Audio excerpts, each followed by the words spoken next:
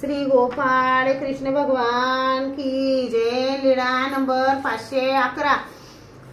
इंद्रभटाला 3 दिवस संसारी आनंद। बाईसाने सर्वज्ञांना जेवू घातले आणि सर्वज्ञांनी ते ताट इंद्रभटाला दिले। सर्वज्ञ म्हणाले, बाई इंद्रभटाला वाढा। बाईसाने त्यात अन्न वाढले। नंतर त्याने जेवण केले,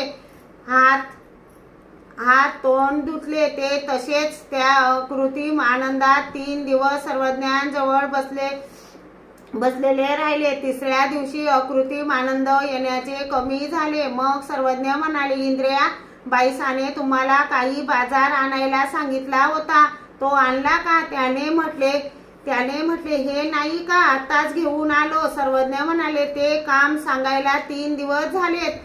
म्हणून सर्वज्ञांनी बोटाच्या खुणेने दाखवले। मग सर्वज्ञ त्यांचे देव श्रीकरात घेऊन म्हणाले, इंद्रिया, तुमच्या देवांना 3 दिवसापासून स्थान नाही, तर हे कोणाला द्यावेत का?